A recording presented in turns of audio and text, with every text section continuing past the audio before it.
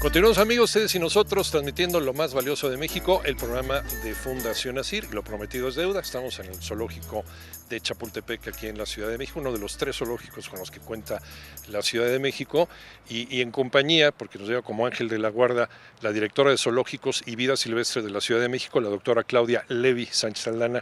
¿Cómo estás? Hola, Claudia, Iñaki, bienvenido. muchas gracias por recibirnos No, aquí. al contrario, muchas gracias a ustedes. El zoológico que fue inaugurado en 1924, tengo idea. Así es, estamos cumpliendo 94 años este año, así que sí, es uno de los zoológicos más emblemáticos del mundo, yo pensaría, ¿no? Sobre todo de Latinoamérica, desde luego, con programas de conservación muy importantes.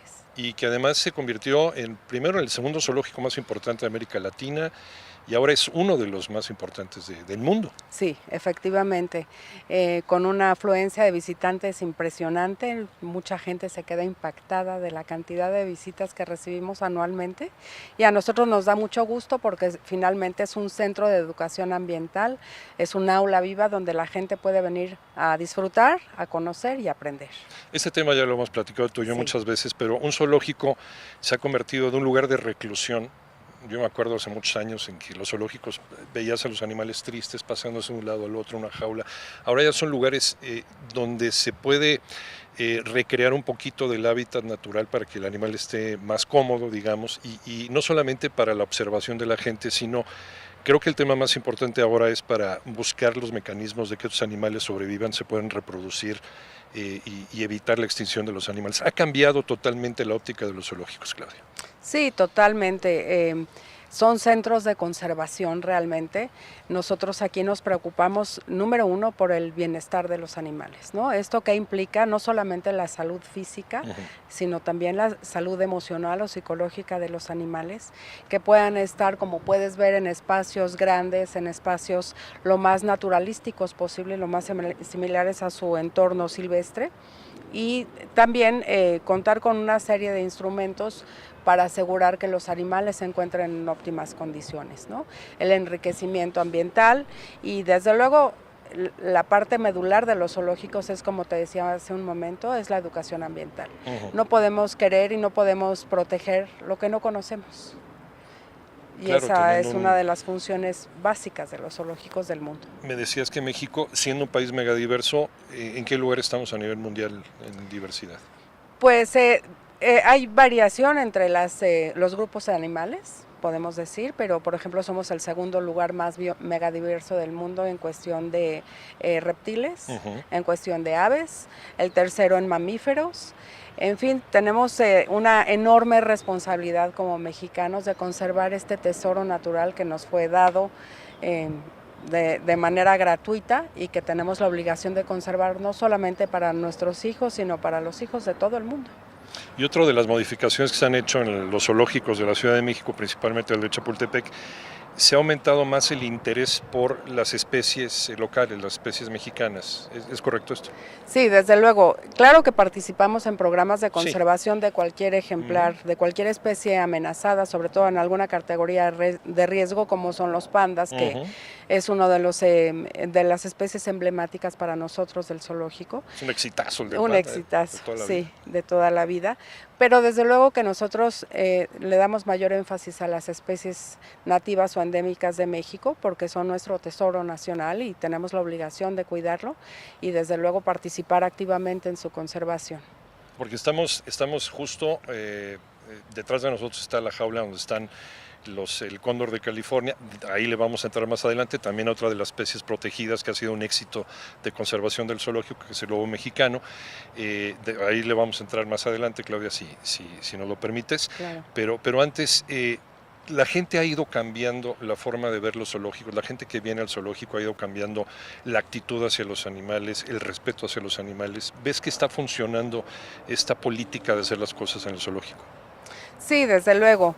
Es decir, a nivel mundial, los zoológicos han crecido de manera dramática, ¿no? Por ejemplo, en Europa, en los últimos 10 años se han abierto más de 200 zoológicos, porque existe la necesidad no solamente de mostrarle la biodiversidad a la gente que los visita, sino también porque desgraciadamente, como bien sabes, los zoológicos son el último refugio para muchísimas especies que desgraciadamente no van a poder sobrevivir o no bajo las condiciones actuales, no pueden sobrevivir en la vida silvestre. Entonces, los últimos rinocerontes, los últimos cóndores de California, los últimos hurones de patas negras son llevados al cuidado humano porque en el medio silvestre no tienen oportunidad de sobrevivir. Así que los zoológicos nos hemos convertido también en eso, en un banco de animales, en un arca de Noé moderna, para poder hacer estos programas de reproducción y conservación y reintroducción posterior, ¿no? Cuando la condición lo permita, cuando se tenga la capacidad de cuidarlos en el medio silvestre, pues tener un banco de animales que pueda ser devuelto a su medio. Hemos tenido casos dramáticos en los últimos meses y afortunadamente creo que le hemos estado dando difusión para que la gente se entere. La vaquita marina es uno de ellos, el cóndor de California es otro. Podemos pensar en el jaguar, podemos pensar en la nutria, cuántos animales de nuestro territorio que están amenazados, y los zoológicos han cumplido esa misión de informarle a la gente el estado de conservación y qué es lo que podemos y no podemos hacer. Sí, claro. Por ejemplo, aquí en la Ciudad de México, nosotros hemos capacitado, por ejemplo, a muchas comunidades rurales dentro de la ciudad o dentro de los suelos de conservación de la Ciudad de México, que como bien sabes, constituyen más de la mitad del territorio de la Ciudad de México. Sí, más del 50% son suelos de rural, conservación, ¿no? así es, suelos de conservación realmente que deberían de ser áreas naturales protegidas, digamos, de la Ciudad de México, en donde tenemos especies endémicas valiosísimas, porque nada más existen aquí y en ningún otro lugar del mundo, como es el teporingo, por ejemplo. O el ajolote. O el ajolote. Y nosotros, como zoológicos de la Ciudad de México, nos encargamos también de concientizar y sensibilizar a la población que cohabita con estas especies para su conservación. Así que realizamos capacitación de brigadas para que ellos puedan ir y monitorear a los ejemplares en vida silvestre y nos digan en qué situación se encuentran, y al mismo tiempo ayudan a concientizar a los niños en las escuelas, que yo creo que ese es el punto donde podemos incidir más directamente y generar una conciencia y una empatía hacia los animales. Caso de un visitante que no es autóctono de México, mucho menos de la Ciudad de México, pero ya se convirtió en distinguido visitante del zoológico de Chapultepec, el mono capuchino. Ah, sí. El evadido mono capuchino. El evadido. Que ya está aquí, ¿no? Está Sí. viviendo por lo menos en paz y bien atendido. Sí, está súper bien atendido. La verdad es que sí, es un pequeño, es una cría. Necesitaba realmente cuidados muy estrechos, ¿no? Porque estos animalitos viven en grandes grupos familiares, y pues estar deambulando por la Ciudad de México expuesto a tantos peligros solito definitivamente no era lo óptimo para él, ¿no? Seguramente hubiera tenido un desenlace muy trágico de no haberlo capturado la Profepa y traído aquí al zoológico de Chapultepec, ¿no? Él está muy bien cuidado. Se está acoplando con una hembrita de su especie, que es... Ah, ya le consiguieron novia. No es novia, es una abuelita realmente. Ah, es abuelita. Sí, pero se llevan muy bien, están en un proceso de acoplamiento y le está enseñando a comportarse como un mono capuchino. Por lo menos es contrarrestar ese tráfico de especies que también es terrible, que sucede en todo el mundo, que es un problema a nivel internacional. Es terrible porque...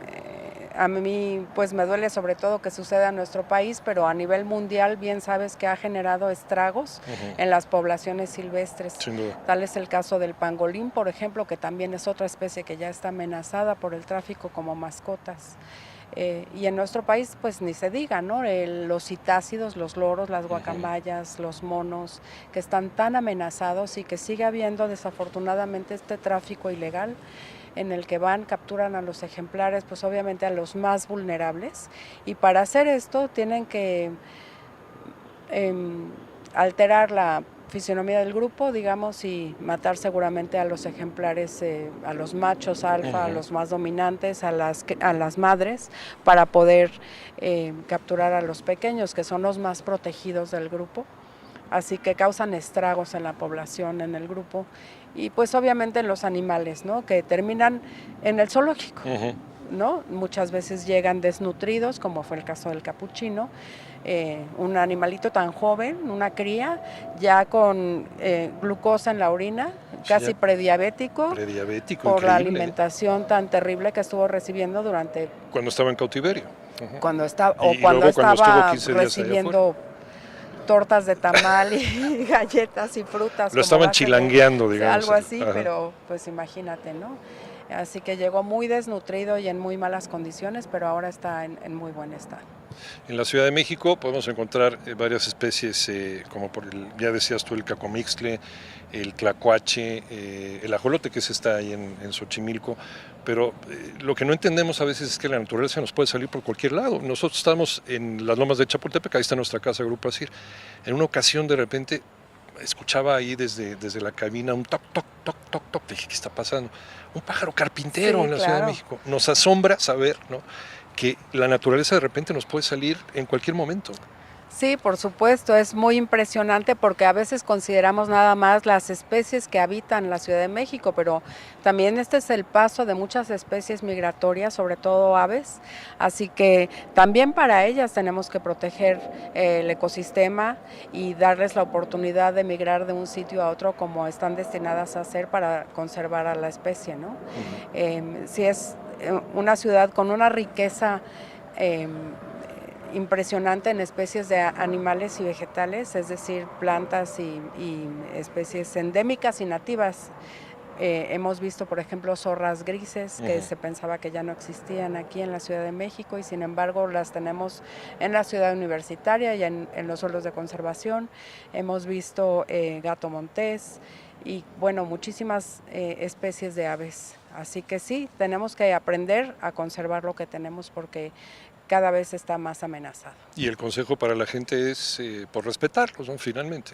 Respetar, y hay una serie de actitudes o conductas que podemos nosotros generar para ayudar a conservar el medio ambiente, ¿no? Sobre todo evitar la producción de desechos tóxicos, baterías, pilas, plásticos. Tenemos que generar menos basura, usar más racionalmente los servicios ambientales, como les llaman ahora, que es el agua, y lo que nosotros podemos encontrar cuando salimos a pasear, a disfrutar estos paisajes maravillosos que todavía tenemos en la Ciudad de México, pues recoger nuestra basura, por ejemplo, y no interferir con los ciclos de las especies, no capturar, no molestar a los animales, ¿no? Aquí tenemos a Cucapá. Que ahorita vamos a platicar de Cucapá, precisamente no nos movemos de aquí, doctora, y vamos a entrarle al tema del cóndor de California, casi uno de los grandes éxitos del zoológico de Chapultepec, y claro, con ayuda de otros grupos ambientalistas, zoológicos, incluso de los Estados Unidos, ¿no?, para lograr la sobrevivencia de esta especie. Ahora, Clau, el hecho de tener aquí al cóndor de California se ha salvado de la extinción, o están ayudando a que se salve la especie de la extinción por el esfuerzo que han hecho ustedes y otras organizaciones. ¿Cómo comenzaron con este programa? Bueno, primero habría que decirte que aún no está fuera de peligro, ¿no? Faltan muchos años. Pero ha sido increíble lo que han hecho. Sí, ha sido la verdad una experiencia muy gratificante, yo creo que para todos los que estamos involucrados en este importantísimo proyecto de conservación, porque ha sido exitoso. No solamente hemos logrado mantener a los ejemplares aquí en óptimas condiciones, sino que ya se han reproducido, tanto han ovopositado huevos. La primera vez que lo hicieron obtuvimos de estas dos parejas reproductoras 3 huevos que fueron incubados artificialmente y los críos o los pollos criados artificialmente. Y el año pasado nació también el segundo pollo ya, que fue incubado y criado naturalmente por los padres, ¿no? Así que tenemos a Cucapá, que ese fue el primero, que fue incubado y criado naturalmente. Esto es importantísimo para el programa de conservación. ¿Nunca había pasado esto? No en México. No en México y no en Latinoamérica. Por suerte, en Estados Unidos el zoológico de San Diego y la Fish and Wildlife Service se dieron cuenta de el grave peligro de extinción en el que se encontraba la especie. Recordemos que es una especie compartida con Estados Unidos. Así es, de la Alta California y nuestra península de California. Exactamente. Entonces, las especies animales y vegetales no conocen de los muros fronterizos. Así es. Y ellos pueden migrar libremente de un lado a otro. Y esto es muy benéfico para nosotros porque quiere decir que 2 países pueden participar en la conservación de una especie tan importante y tan emblemática como el cóndor de California. Así que ha sido una labor conjunta en la que nosotros obtuvimos las parejas reproductoras y la asesoría técnica, que es muy importante, y al mismo tiempo nosotros pues estamos ofreciendo estos pollos, que ya se han liberado 3 de la primera nidada, digamos, son los que fueron incubados y criados artificialmente y que ahora ya se encuentran en San Pedro Mártir volando con el grupo de 38 cóndores en total que se encuentran en esa área de la República Mexicana. Ya ha sido exitosa entonces la liberación y ahorita sigue este programa es permanente. Este programa es permanente. Posiblemente no con estas parejas reproductoras, porque al tener 38 ejemplares en vida libre, estas parejas ya están representadas ahí. Entonces el manejo genético de las poblaciones cuando son tan pequeñas es muy importante si queremos asegurar la pureza. Exactamente, la conservación de la especie, ¿no? Para no cometer errores que puedan costarle la salud genética a la población en general. Entonces, posiblemente no estas parejas reproductoras, pero estamos en la mejor disposición de recibir más ejemplares. Incluso yo el día 29 de este mes tengo una reunión bilateral en donde nos vamos a reunir con la CONAM, con el Zoológico de San Diego, con Fish and Wildlife Service, para determinar cuál va a ser el destino de estas parejas que tenemos aquí, porque ya no queremos que se sigan reproduciendo, y qué ejemplares vamos a recibir y cuál va a ser el destino final de los pollos.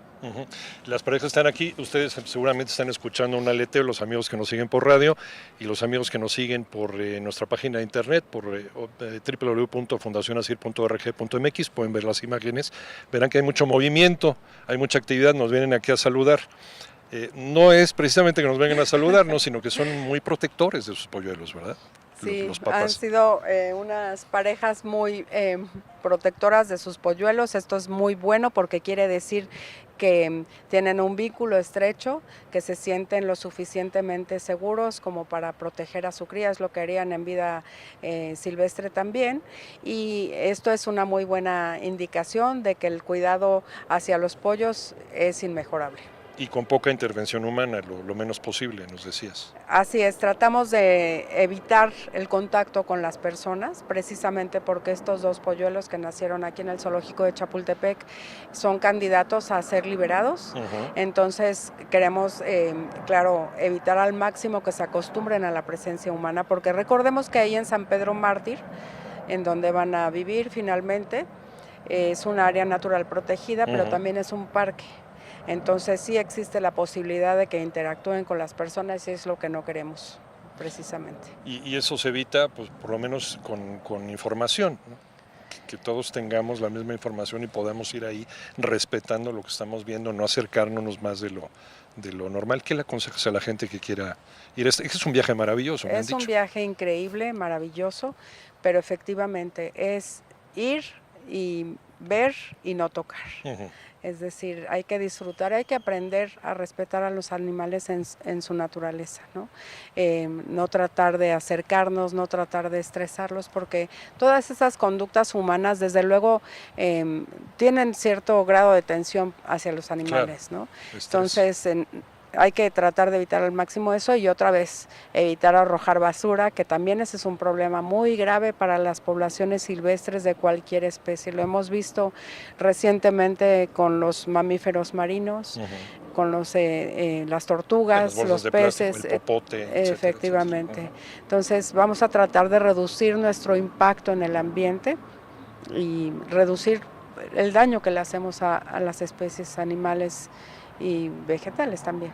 Detrás de ti está, no sé si el papá o la mamá, ya nos dices que es un poco difícil reconocerlos, así a simple vista si es el macho o la hembra, pero está en una actitud protectora del polluelo. ¿Cuánto viven estos animales? Son longevos, me decías. Son animales muy longevos, llegan a vivir aproximadamente 60 años.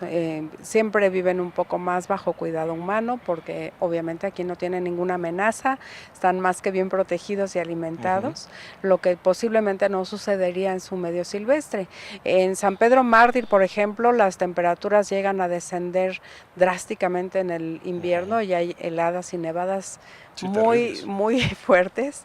Lo sé porque tenemos veterinarios también allá arriba cuidando a los pollos y al resto de la población de cóndores de California que fueron reintroducidos al medio silvestre. Así que seguramente los animales que están en los extremos de la vida, como pasa con las personas, son más vulnerables a sufrir los estragos del cambio de temperatura, ¿no? El calentamiento global, el cambio climático, etcétera, también los puede llegar a afectar, ¿no? Sí, desde luego. La intervención humana. Sí, desde luego, ¿no? Tenemos que empezar a generar otro tipo de conductas como seres humanos, como seres superiores que habitamos este planeta. Tenemos la inteligencia para hacer muchas cosas en beneficio del humano, tenemos que aprender a hacer también muchas cosas en beneficio de la naturaleza. Pues aquí está, este es el cóndor de California y es parte de los programas impresionantes de conservación que están haciendo aquí, aparte también el zoológico de Chapultepec y los zoológicos de la Ciudad de México. Y ya nos cambiamos de escenario porque platicábamos sobre otro de los grandes éxitos de esta dirección de zoológicos y vida silvestre de la Ciudad de México, que es la reproducción del lobo mexicano, que es otra especie en peligro de extinción, y nos platicabas en alguna ocasión, Clau, que en vida silvestre está extinto el lobo mexicano. Así es, se considera que el lobo mexicano está extinto en todo el territorio nacional. Desafortunadamente, estos lobos, igual que muchas poblaciones de lobos en todo el mundo, sufrieron una campaña de exterminio, ¿no? En Europa, en Estados Unidos, en Canadá incluso, se generaron campañas masivas de envenenamiento y erradicación del lobo. Así que bueno, ellos no fueron ajenos a estas iniciativas y desafortunadamente se perdieron muchísimos ejemplares, prácticamente hasta llevarlos a la extinción. Así que nuevamente con los colegas veterinarios, biólogos, conservacionistas de otros zoológicos, se decidió rescatar a las últimas parejas disponibles en el medio silvestre y llevarlas a instituciones zoológicas donde se inician estos programas de conservación, y de tal modo que se inició un programa muy extenso de reproducción del lobo mexicano, tanto en zoológicos de México como de Estados Unidos. Esto ha permitido que la especie se conserve y ya hay muchas parejas e incluso familias grandes en los diferentes zoológicos. Nosotros orgullosamente tenemos ahora una familia muy extensa de lobos mexicanos en el zoológico Los Coyotes, como bien sabes porque tú lo anunciaste. Sí. Así que estamos muy contentos de participar también en este importantísimo programa de conservación. Y con mucho orgullo. De hecho, bueno, hace mucho que no venía al zoológico Chapultepec, me ha llevado sorpresas muy agradables, pero siempre inicio mi recorrido por esta parte, porque el lobo es uno de mis animales favoritos, luego está por ahí el cimarrón y hay varios animales también que son parte de nuestro ecosistema.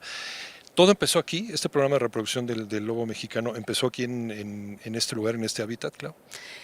Tenemos en los 3 zoológicos, tenemos zonas de reproducción para los lobos mexicanos. En los 3. En los 3.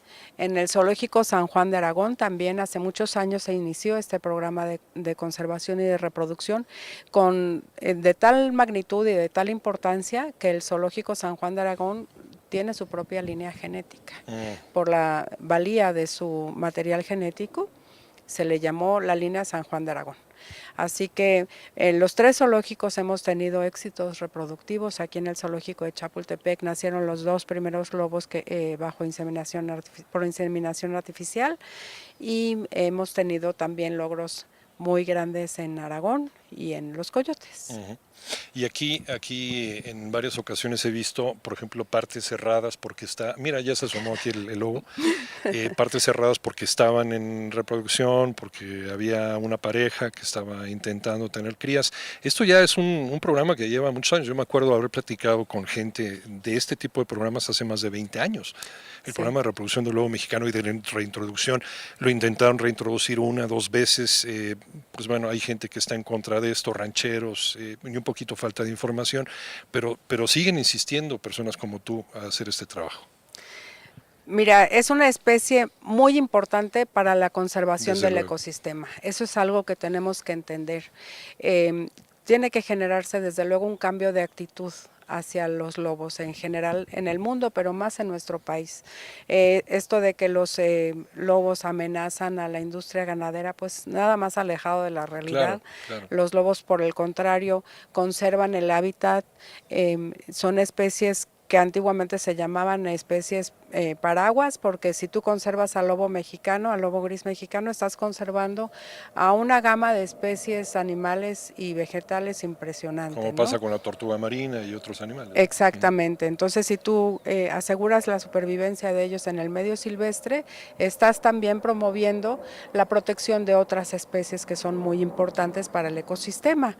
Así que tenemos que ir generando este cambio de actitud. Y sí, como bien dices, se iniciaron hace más de 20 años. No hemos sido todavía muy exitosos en el tema de la reintroducción, porque justamente hace falta la contraparte de los programas de conservación. Sin esta otra contraparte no tiene mucho sentido hacer. Que somos nosotros, la población Así civil, es, finalmente. los que van a tener que vivir con esas especies, convivir con ellas en el medio silvestre.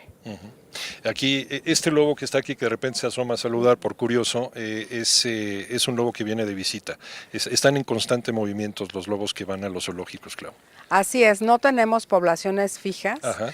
Porque depende mucho del manejo genético que se le quiera dar a la población de lobos mexicanos, tanto en México como en Estados Unidos. Participamos muchas instituciones zoológicas en este programa de conservación, así que el manejo genético es muy preciso, ¿no? A nosotros nos dan las indicaciones de recibir determinados ejemplares, machos y hembras, y quiénes se van a reproducir con quiénes y en qué institución zoológica.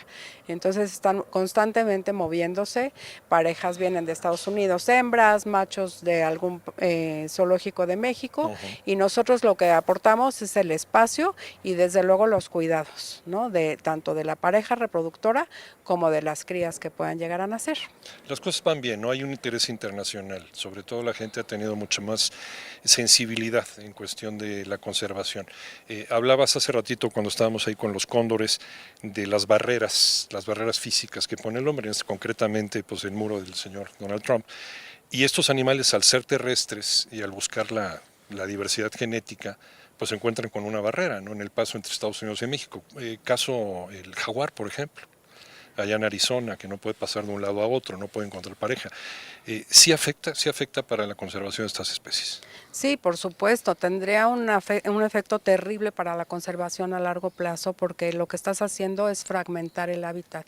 Y recordemos que una de las principales amenazas para la conservación a largo plazo de los animales es justamente la fragmentación. Entonces, cuando tú no permites este intercambio genético entre poblaciones que viven en áreas a lo mejor muy distantes una de otra, lo que estás haciendo es reduciendo la variabilidad genética, lo que puede traer consecuencias nefastas para la especie, ¿no? La aparición de enfermedades genéticas congénitas, la tasa baja reproductiva y una serie de cuestiones que yo creo que todos sabemos y conocemos que esto sucede, ¿no? Tanto en la población humana como en las poblaciones silvestres. Así que estos efectos generados por la fragmentación son terribles. Lo hemos visto hasta con construcción de carreteras. Ahora imagínate un muro que no les permita pasar de un lado a otro de la frontera, pues sería devastador para muchas especies de animales que son compartidas entre los dos países. Esta especie antes vivía libremente en la zona norte de Estados Unidos, Arizona, Nuevo México, Texas y en nuestra zona norte, Chihuahua, estaban en donde más, en Coahuila, Sonora, sí. Y creo que llegaba hasta San Luis Potosí. Sí, ¿no? claro.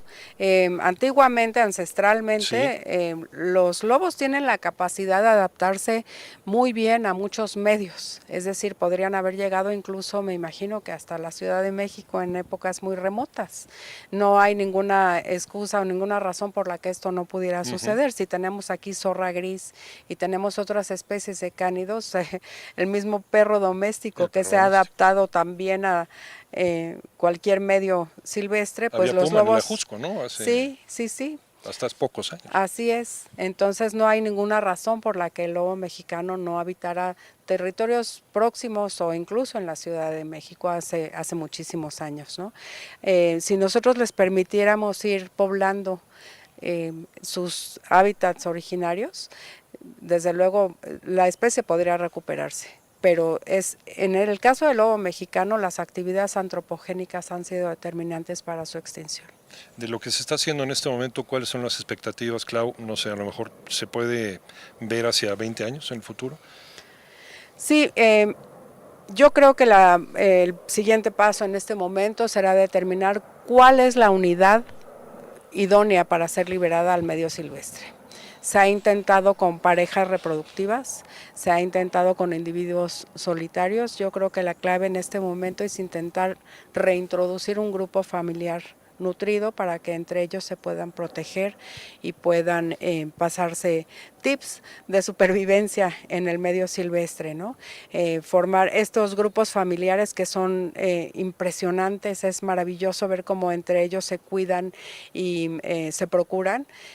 Yo creo que garantizaría en cierta forma su supervivencia en el medio silvestre también, y yo creo que ese sería el siguiente paso, ser liberados desde luego en reservas, ¿no? Todavía no exponerlos a las poblaciones humanas, porque creo que todavía nos falta un largo camino por recorrer en ese sentido, en la concientización y en la educación de la gente. Zonas más inaccesibles, zonas más agrestes que no puedan bajar o que sea más difícil para ellos entrar en contacto, para nosotros los humanos encontrarnos en algún momento con ellos. Sí, más protegidas, ¿no? Sobre todo en las áreas posiblemente boscosas, no tanto en los campos abiertos, que son los que más utilizan los ganaderos para cultivar y para mantener a su ganado.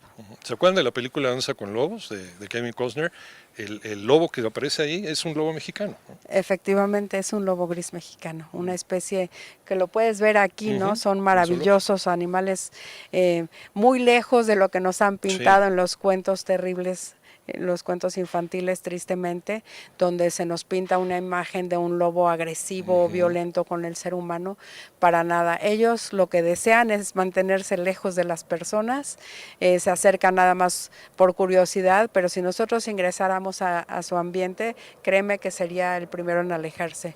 Nunca tienen la determinación o la iniciativa de dañar a nadie, ¿no? Sí, de ellos igual, y todos lo hacemos también como especie. Si ven que se sienten amenazados, su familia, ellos, desde luego pues, adquieren una postura de defensa. Igual estamos viendo con los buitres, con los cóndores. Con los cóndores. Con los cóndores, ¿no? Sí, pero ellos naturalmente no buscan agredir a nadie, ni comer niños, ni todas estas leyendas y falsedades que se han publicado sobre el lobo. Hay que empezar a entenderlo. Hay que ir cambiando esta imagen tan nefasta que ha tenido el lobo en todo el mundo, ¿no? Porque son animales muy importantes para la conservación. Y hay que ir, además del zoológico de Chapultepec, al zoológico de los coyotes, al zoológico de Coyoacán. ¿Están a la vista? ¿Está a la vista esta manada ya, Clau? Sí, ya se puede ver. Y yo les sugiero que sí vayan y la visiten, porque realmente es un espectáculo que muy pocas personas van a tener oportunidad de ver. Dentro de muy poco tiempo seguramente vamos a tener que separar al grupo familiar, porque tenemos a 17 lobos mexicanos juntos, lo cual necesariamente se tiene que terminar, porque los machos y las hembras empiezan a entrar en su etapa reproductiva y no quieres tener ahí consanguinidad familiar, ¿no? Así que se van a ir los machos a otra institución, se quedarán los pequeños nacidos este año con los padres un año más para terminar su etapa de maduración, y el próximo año se va a disolver el grupo familiar. Así que yo sí les recomiendo que vayan y visiten esta manada de lobos mexicanos. Es impresionante ver los 17 juntos, es un espectáculo maravilloso. Por lo pronto es una familia muégano muy bonita que podemos visitar en el zoológico de los coyotes ahí en Coyoacán. Ya nos cambiamos de escenario, porque ya nos platicaba la doctora Claudia Levy, el zoológico de Chapultepec, no solamente con los ejemplos que vimos, el cóndor de California, el lobo mexicano, sino también hay programas y hay mucha comunicación con zoológicos de otros lugares del mundo para la reproducción de animales, en este caso en riesgo, amenazados, en peligro de extinción. Y aunque no lo crean, este animalito que está detrás de nosotros también está en riesgo de extinción, y es la jirafa. ¿No, Clau? Así es. Desafortunadamente continuamos con el efecto humano sobre los animales silvestres. Es terrible, ¿no? Los megavertebrados, como en el caso de la jirafa, el elefante, el rinoceronte, están destinados a desaparecer si no hacemos algo de inmediato para revertir esta tendencia, ¿no? Desafortunadamente, como te decía, en el medio silvestre tienen pocas posibilidades de sobrevivir. Hay muchos parques en África donde se conservan, sin embargo, las carencias de la población orillan a la utilización irracional de estos recursos y pues a la cacería furtiva. Y todas estas actividades que ven a las jirafas como si fueran un trofeo, ¿no? Y es muy lamentable porque sí, ya las pusieron en el borde de la extinción como a muchísimas otras especies del mundo. Y aquí el zoológico también tiene un programa de reproducción, porque tenemos una que está pues ya en capilla, ¿no? Ya prácticamente para tener bebé. Sí, está gestante ya en el tercer trimestre de tercer periodo de la gestación, así que ya está prácticamente a unos días de parir. Pero hemos tenido mucho éxito en la reproducción de las jirafas, tanto en el zoológico de Chapultepec como en el zoológico San Juan de Aragón, que es donde tenemos jirafas. Y es muy importante también en estas especies mantener la variabilidad genética. Entonces, lo que tú mencionabas al inicio es de gran relevancia para nosotros, mantener muy buena comunicación e intercambios con diferentes instituciones zoológicas. Todo se hace de una forma muy transparente a través de un comité donde están involucradas no solamente las instancias gubernamentales, sino también nosotros como zoológicos de México, del país me refiero, y con ellos hacemos los intercambios, ¿no? Esto es muy importante porque no queremos tampoco tener una sobrerepresentación de esta línea genética en forma permanente en el zoológico. Como te decía, en los animales silvestres esto es muy importante porque siempre son grupos pequeños los que contamos en los zoológicos, así que si no mantenemos esta diversidad genética dentro de la población en el zoológico, puede ocurrir la presentación de estas enfermedades que están asociadas a la falta de diversidad genética, ¿no? Que es lo que queremos, exactamente, es lo que queremos evitar. Así que sí, como puedes ver, tenemos un grupo muy grande aquí de jirafas. Todas están en óptimas condiciones. Hemos tenido casos en los que se ha necesitado, por ejemplo, la crianza artificial o asistida, como en el caso de la pequeña, que a pesar de que la mamá la protegía y la cuidaba muchísimo, que esa es una parte fundamental del bienestar de los animales, no tenía la cantidad de leche suficiente para criarla. Así que le ayudamos a través de conseguir leche de vaca, porque recordemos que las jirafas son rumiantes. Sí. Y ahora ya la ves comiendo la misma dieta que las demás jirafas adultas. Y es importante también a los amigos que de repente vienen al zoológico, es que nada más vi un solo animal. Los zoológicos están vivos, son activos, están en constante cambio, transformación, van animales hacia otros zoológicos, vienen animales de otros zoológicos, por eso lo que nos decía la doctora, se preserva toda esta riqueza genética entre los animales. Ya, por ejemplo, en alguno que nada más ves un solo animal es porque vienen otros en camino. En ocasiones sí, y en ocasiones también recordemos que tenemos que respetar la naturaleza misma del ejemplar, de los animales. Si es un animal solitario, no lo vas a poner con otro ejemplar de su misma especie porque pueden ocurrir agresiones muy lamentables. Los osos, por ejemplo. Los osos, algunas especies de osos, los pandas, es el caso más clásico. Mucha gente ve los videos estos donde hay 20 o 30 pandas juntos, pero estamos hablando de crías. Ya cuando son animales adultos no toleran la presencia de otro ejemplar adulto y obviamente no podemos ir en contra de la naturaleza misma de la especie. Así que aquí somos muy respetuosos de su biología. Les permitimos esta conducta, por ejemplo, el ramoneo. Si bien las jirafas reciben una dieta balanceada, como todos los animales del zoológico, se les estimula que tengan esas conductas naturales a través del ramoneo, que significa darles otras especies de plantas o de árboles que tenemos aquí mismo en el zoológico, para que ellas puedan manifestar estas conductas que son propias de la especie. Como si estuvieran ahí en la sabana que agarran de un árbol. Exactamente, ¿no? Disfrutando de diferentes sabores. Y aprovechar el cuello que tiene. Exactamente. Clau, nos quedan unos minutos, pero que sabemos qué hacer en un zoológico, sabemos pasarla bien, estar con la familia, aprender, conocer mucho, tener información para poder respetar, sacar muchas fotos, pero ¿qué es lo que no debemos hacer en un zoológico? Yo los invito a venir al zoológico a disfrutar sobre todo este espacio verde maravilloso en medio de una ciudad tan congestionada a veces y tan complicada. Parece que estás en otro lugar. Estás en otro lugar. Aislado, sí. Y aprender a escuchar los sonidos que tenemos aquí dentro del zoológico, ¿no? Hay muchísimas aves, como pudiste constatar, aves que están libres, silvestres, ardillas, y ardillas, todo, sí. Que vengan a disfrutarla, ¿no? Vamos a procurar llegar, no hacer mucho ruido, para poder escuchar los sonidos naturales de los animales. Aquí la mayoría de la gente no sabe cómo berrea un panda, por ejemplo, o escuchar el rugido de un león. Vamos a tratar de no correr, de no aventarles objetos a los animales. Esto es muy importante porque ellos tienen una dieta balanceada y no necesitan ningún otro nutriente, mucho menos lo que nosotros les podamos aportar con el alimento que traemos. La gente, la verdad, es muy respetuosa, pero yo sí los invito a que aprendan sobre todo a observar. Como te mencionaba al inicio, los zoológicos ahora han cambiado su vocación y somos muy respetuosos de las necesidades de los animales, sí, así que ellos tienen la oportunidad de decidir cómo quieren pasar su día y a lo mejor por momentos no van a querer estar expuestos al público, eso hay que respetárselos también, entonces tener la paciencia suficiente para ir a dar una vuelta y luego regresar al albergue para ver si ya está visible el animal. Siempre están afuera, pero hay que aprender a observar, como lo haríamos en vida silvestre, en un safari.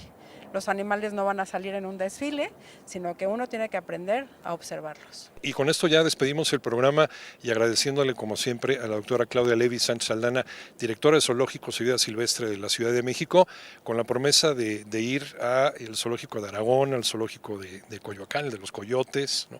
Y seguir aprendiendo más, y la invitación a todos estos zoológicos, respetar la vida silvestre, aprender mucho para poderlo comunicar a los demás, sobre todo en nuestra sociedad, amigos en las redes sociales, no difundir cosas que no son ciertas, ¿no? Venir a verlo de primera mano, ¿no? Y transmitirlo, hablar bien sobre la realidad y el esfuerzo que están haciendo muchos mexicanos, entre ellos la doctora Claudia Levy, para la preservación de especies animales mexicanas y de otros países, que esa es la labor principal hoy en día de los zoológicos. Gracias, Clau. Al contrario, muchísimas gracias. ¿Algo que nos quieras platicar? Pues nada más que vengan, todos son muy bienvenidos. Recuerden que los zoológicos de la Ciudad de México además tienen la gran ventaja de que son gratuitos, totalmente gratuitos. Es correcto, para todos nosotros, y si van a disparar, que sea una foto, ¿no? Bueno. Exacto. Gracias, doctora. Gracias a Piña. Transmitiendo lo más valioso de México, el programa de Fundación ASIR desde el Zoológico de Chapultepec. Agradecimiento a todos los compañeros de Mercadotecnia, a todos los compañeros de medios del Grupo ASIR. Gracias, y a ti el más importante. Nos escuchamos el próximo fin de semana, sábado a las 12, domingo a las 10 de la mañana, por 88.9 Noticias y tu estación favorita de Grupo ASIR. Hasta pronto.